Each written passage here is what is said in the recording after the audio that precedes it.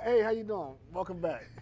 How you doing, man? Go ahead. Look, I can be a little bit more lighter now, man. I think that, Theo, you were at-large candidate. I mean, I don't think people in the city sometimes take that serious or realize the importance of the city council person at large, especially with a race like this. It's 8 people. Obviously, all of them don't have enough money to get their message out because you got so many people getting their message out. So I thought this was a great time. Right?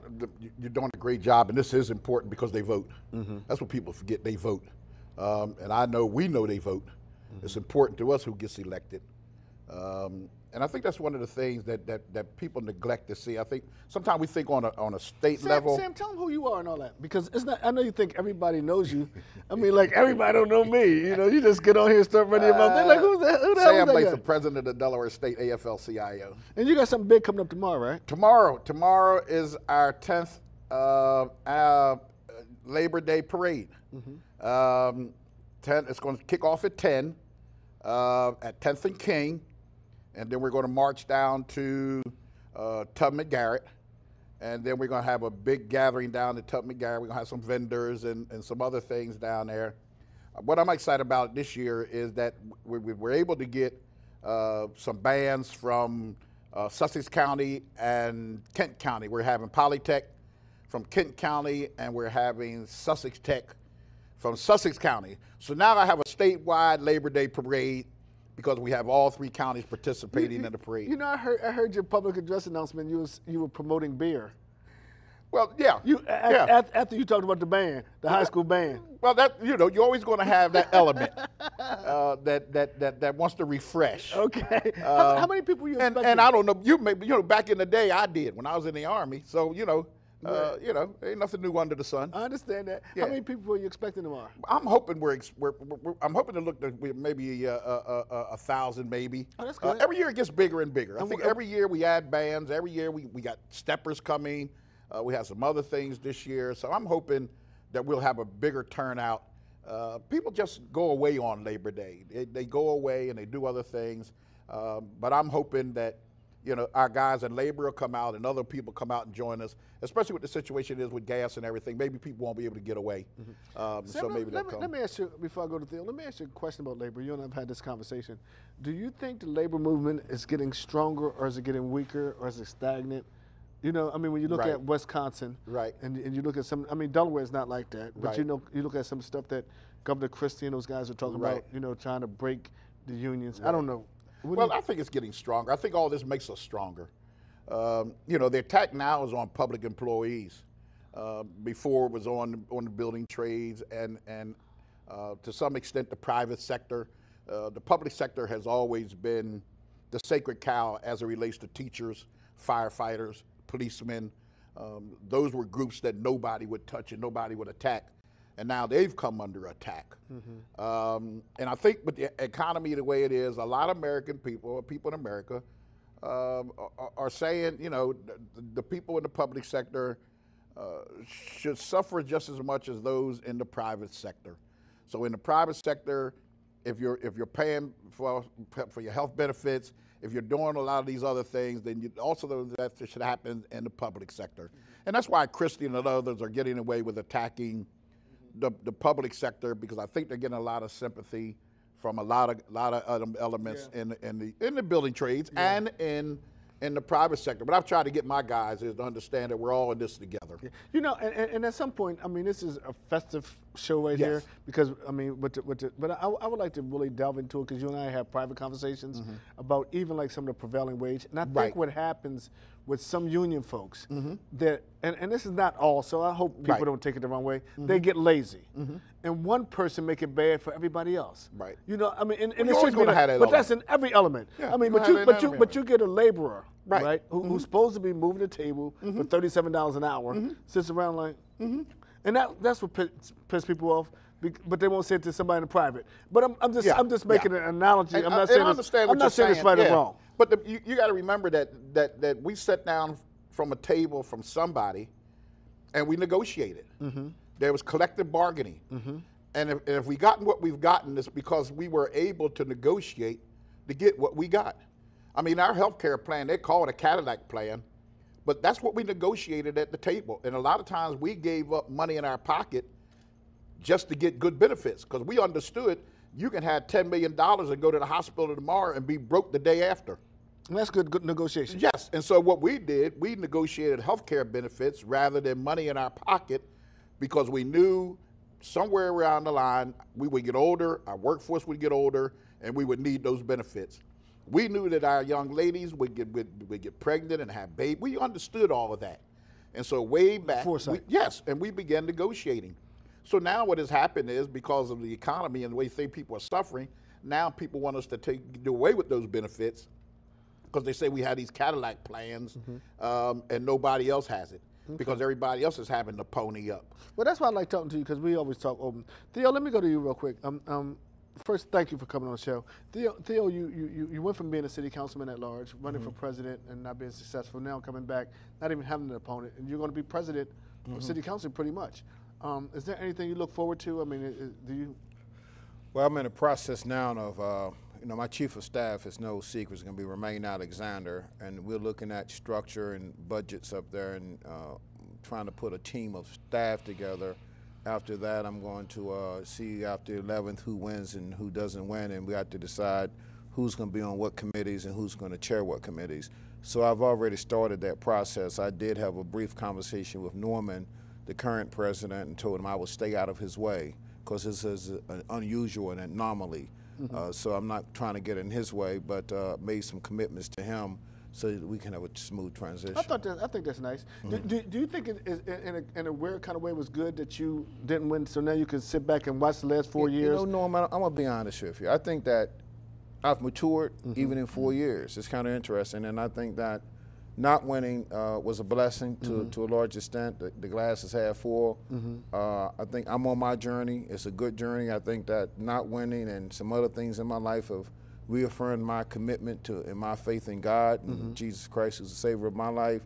And it's good. It's good. It's really good. You know, I went through some things. But I'm okay now. Let me ask you, when you're going to have to juggle a different kind of council.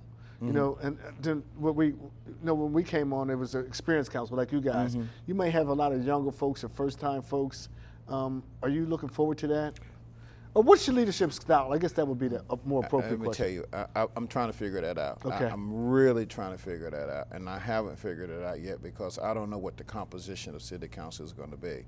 But I know I have to have a policy, and the way I always do things, a set of principles that I operate within. When people have a set of principles and policies they operate in, I think you get a better product.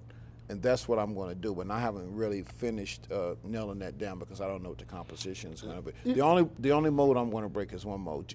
Councilman Brown is going to get a committee. Oh, that's good. He's going to be the first Republican to ever get a committee on city council. Oh, that's good. And you announced it first on this show. Yeah, that's right. See, that's why you got to watch Crossfire. Theo, when that whole thing went down with Theo in the school, I was bitter and angry. You were bitter and angry. I'm still bitter and angry. We were all bitter and angry, and Theo kept a level head.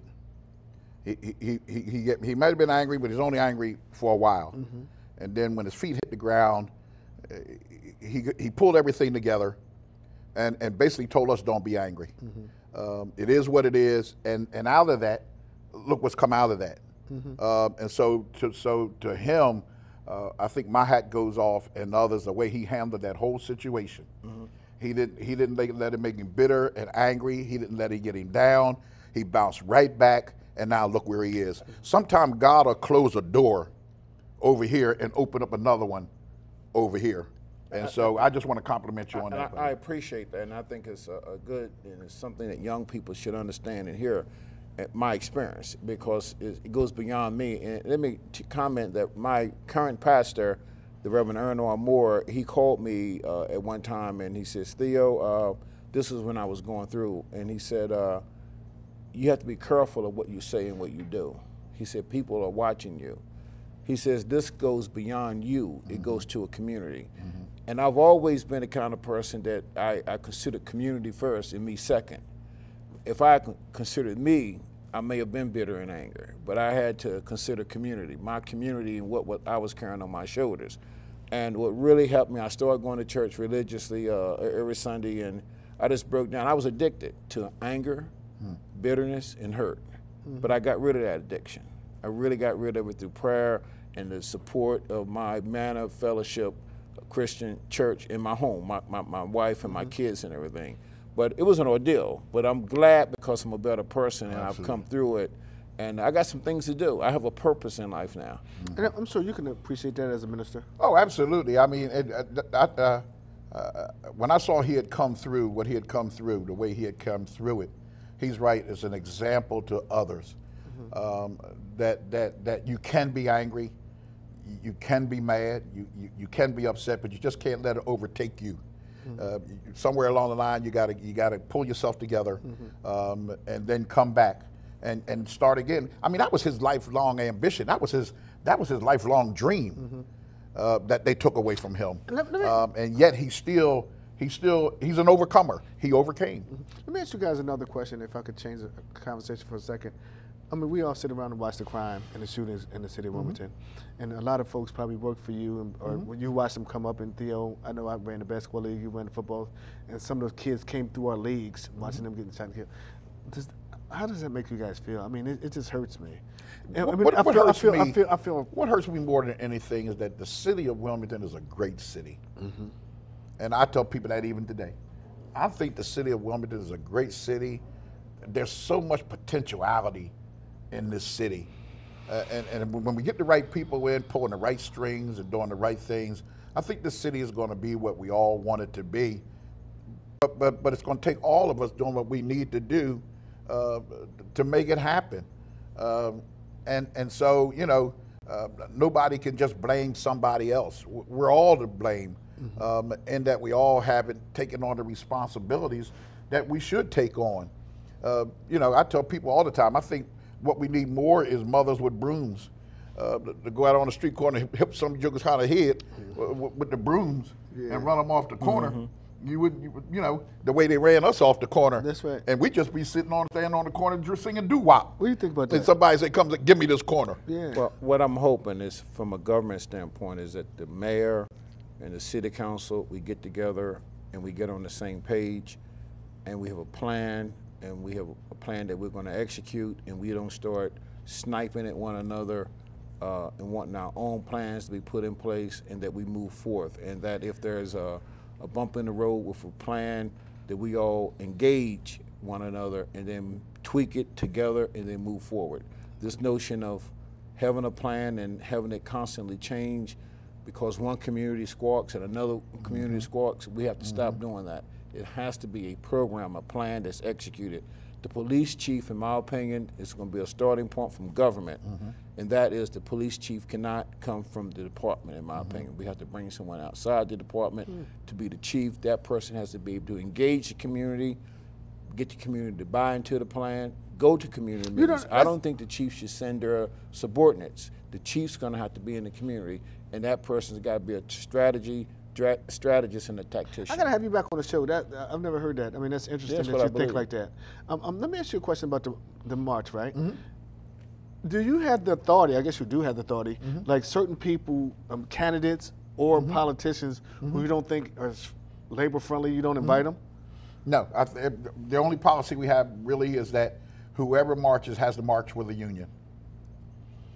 So if Norman have friends. The reason why I asked you that, I don't want to throw names, because I heard like a politician was not invited, and he's an incumbent. Nobody's invited. We don't invite it. No, we don't invite. We don't invite anybody. So that's a lie. I'm not even with the union. I know. You would call the UAW, or you call ASME, and say, "I want to march. I want to march with you," and then you march whichever union would allow you to march with them. You march with them. So that's a lie. So in other words, like say you guys endorse candidates. Yeah. Right? Yeah. That doesn't mean that the candidates that you didn't endorse can No. If a union invites them to march with them, they can march with that union. But they can't. But they still have to be with a union. Yes.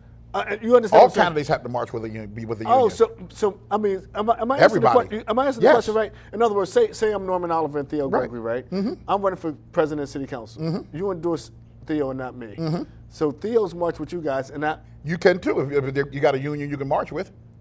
Oh, so that answer my question then. Yeah. So I can't just come march. No. If they said no. Well, that's my point then. But you have to march with a union. If a local union says you can march with them, you can march with them. It's not you can't march in a parade. You just have to march with a local union. But my point is, Yes. But you're answering my question though. No, Yes. we're on the same page. Yes. So again, if Theo Gregory's endorsed by, let's say, Local 199. Okay. And he's marching with 199. 199, right? Okay. And there's only like 5 or 6 unions. I don't know. So and I'm the other candidate. Right. And I want to march in a parade. Right. And 199 said, "No, we march with Theo." That means you can't march. Unless you find another union to march with. Oh, I see. I see. Some You understand some people march with ASME, some with the UAW, some with the 199, some with the firefighters, some with whatever union, I see. union will embrace you and hold you and hug you. But That's you can come out there and walk up What? the sidewalk all you Yeah. want to. Castle I'm not saying- yeah. Castle did it Come every on. year. You don't Castle would just march on the fringes. Hey, you walk on the fringes. How many every year. unions are going to be at the parade? I understand what You you're want saying, me to but start- did you understand what I was saying? You want me to start naming them? No, is it a lot of them? Pretty much Yes, every absolutely. union from police, Absolutely. fire, on. Well, you got all the building trades. You have all the private sector, which is the steel workers, United Food Commercial Workers, the UAW, on and on and on, with the private sector. And then you had a public sector, which is ASME, transportation workers, who else? But yeah, then you got all the unions from the public sector. Are you guys pretty much endorsing all your statewide candidates? I mean, like okay, let's president. Yeah, well, yeah. We've endorsed from the president on down. What we did was we did our primary endorsements for those that have primaries. Okay, let's look at it like this. Yeah. If I can engage you for a second, is Yeah. that okay, Yeah. Theo? So we got Obama, right? Yeah. You got a vice president, and Jack Markell, Carper, Yes. Coons. I don't know. I don't think we did Carper. I don't think is Coons running this year. I don't think so. Yeah, but because Governor- they don't have if they have a primary, we endorsed. If they don't have a primary, He we wants to didn't get to endorse. Karen Weldon Stewart. Go ahead. No, not really. Not really. I mean, I'll get down there. Yeah. No, I was going to go, county executive. Yes. Who you guys endorse? Tom. I'm sorry. Tom's our guy. He was president? endorsed at our convention by ASME, and then the convention. I didn't even know what. I didn't think of unanimously- insurance commission. Yep. Who did y'all endorse for insurance commission? We didn't endorse anybody for That's a good point. insurance commission, but personally, I'm endorsing Karen. Okay, but you guys didn't. No, we didn't do anybody at our convention. And not only that, but she's also endorsed you by endorsed the Karen city too? committee. Since you brought it up. For Karen? yeah. Oh, I'm absolutely for Karen. Okay, Weldon. I'm glad you brought it up. I didn't know. Principle. Absolutely. Out of my set of principles that I operate on. And I think me too. She's under an my incumbent. principles. She's not embarrassed us. Right. And she's not made any mistakes. What and she's done a good job. I've spoken in negative. I go positive. I feel And you. she's done a good She's job. done I an don't know excellent why job. she's not endorsed. She ran 2 times and didn't get elected, ran a 3rd time and got elected. Right. Only female on the ticket. She should have been endorsed. Absolutely. What about county council president? That's why I'm glad the city committee went ahead and endorsed her Yeah, anyway. she should have what, been what about endorsed. county council president? County council president, Chris Bullock. Bullock. Absolutely. Did you guys do the mayoral? Did you endorse a mayoral candidate? You guys didn't. But Dennis, my guy. Okay, But what no, about- we didn't deal What with that. about one. president of city council? He doesn't have any Yeah, opposition. we all endorsing Theo. I He appreciate don't that. have anybody. But I mean, you understand what I was trying to get to. I mean, you Yeah, know. but my thing was, we endorse candidates again that are going to be good for labor. Do you endorse Republicans? Absolutely. Okay, because that's always we a have fallacy. always in the past, back when Terry was the speaker, and Oberle and Low Fink, them guys are now going.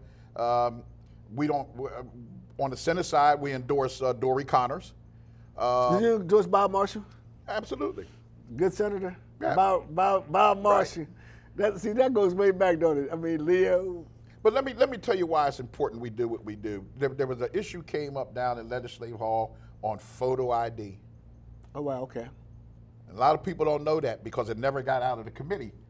But the Republicans under Alex brought it up and wanted to do photo ID. And Who's Gilligan, Alex? that's an organization Okay. that's been funding all these that have been trying to do this. And Gilligan said basically, if it ain't broke, why fix it? Or do we have any fraud cases? No. Well, if we don't have any fraud cases, And that's still been going around the country. then Yeah, why in the world do we want to do? Yeah. Do we want to do anti-fraud photo ID legislation? And so, good. It's one of those things that a lot of Republican governors have taken and endorsing in different states. Right. You know, Pennsylvania. Whoever thought that Pennsylvania? Ain't that crazy? You see what I'm saying? But it's happened in Pennsylvania. And I think they just lost the court case. Well, They lost in Ohio and another one. We're going to get out of here in yeah. a few. But real quickly, the parade, what time tomorrow? 10 a.m. We're going to kick off at 10 a.m. We're going to start assembling somewhere around 8:30. We're going to take off at 10, and then we're going to march, like I said, down to Tubman Garrett, and we're going to have a nice little shindig down there. If you don't see me, I'll be gone because I'm catching a plane to Charlotte. Okay, got you. So I'm headed for Charlotte. You coming down to Charlotte? I was thinking about coming down Wednesday and Thursday. I want to be able to come back and do a show in education law, Yeah, I want you to special do ed, that. and Yeah. 504s. My wife and I are moving in that direction. She's a retired guidance counselor. She almost has a 30 hours towards PhD, retired. And I want to do that if you'd help me back. I definitely have you back. But I have a question for you. Where's your boy Abdul Thomas Oliver going to be in your administration? You're a good friend. Hey, Abdul, now hey, Abdul, here's the question, Abdul. Now, here's Theo Gregory. He's on the spot. I'm going to let you answer, Theo. I can't answer that because that's a personnel matter. Now, he sounds like a lawyer, man. I like that. Hey, That's look, personal. I won't be like in next week because the State Democratic Party have brought that time, and usually I have the phones rolling. You know the good thing is now, see, you don't take any position or stands on anything. I don't have to do a damn See? thing. Hey, look, we just talk politics, and you don't say anything about who you like, who you don't like, who you endorse, who you don't endorse. You know, and I'm glad I only got 1 minute left because I learned that from you. I was wondering, well, how Sam Nathan been getting away for all these years, right? Then I'm starting to study all you guys. Right? Oh, you know, I'm getting a man. little older, a little polished now. I you tell know? you, you're getting good. Hey, look, we gonna have some good food. Where you staying at down in Charlotte? The Wingate at the window. Oh, wow. They got us so far Yeah, out, they got man. you guys way out there. It's a shame. I won't be nowhere near you. It's a You know, I shame. like luxury, man. I think we got our own bus so we can go back and forth. Yeah. We can get our own I gotta bus. hook up, man. I know you gotta hook up. Yes. I know you I gotta won't be hook nowhere up. near you, man. I know you won't. Y'all in the cornfields, You'll be up man. there in the front row. You damn right. Boy, I tell you, man. I gotta hook up Hey, with look, you. are you gonna have free food Monday, tomorrow, or is it just all Yeah, business? down at the riverfront? Yes. Okay, good food and all that. Yeah. So people come out. Come on out. We're gonna have a good time. And they having beer. And they Right, have for beer. you. Just for you. Oh, that was the funniest thing I was listening to. That's where we started. Oh, I tell you, man. See how they do, man? I was See how listening. they do? Look, and they This said whole it- big look, commercial, and all they we said- heard was beer. And they said it on WDL, conservative, right? I was like, is that Sam Nathan? You know, and if I said that, man, they would probably be blogging me, man. I want to give a shout out, and Mike Rowley, man, I hope you feel better, and give a shout out to everyone, you know, who always watches the show, all of our good friends, and I want to thank Albin for who's going to be putting this on YouTube.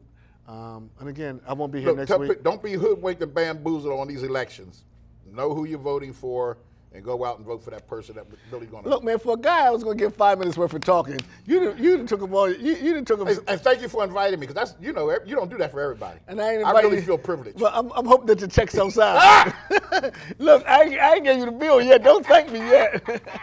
But thank you. I got a lot of respect for you two guys, though. Well, I appreciate seriously, that, and I appreciate you guys. Likewise, You guys have Likewise. really been helpful to me. And You've been having some great shows, too. Yeah, thank really you. have. But I appreciate that. You know, when somebody asked me one time, they said, well, how do you be successful? I said, you know why? Because I listen. Yeah. And I listen to guys like you. And I think, like they said in 12-12 Club sometimes, take the cotton out your ear and put it in your mouth so you can listen. Yep. And Souls to the Pole, and I asked you to get me that flyer. You couldn't find it. I know Wayne and them are having some stuff going on for Reverend Bullock and all that good stuff. Yep. But thank you guys. And next week, I hope you enjoy He's the gonna show win. with the Democratic Party. Thank you. Because I won't be back until after the election, so you can't blame me for nothing.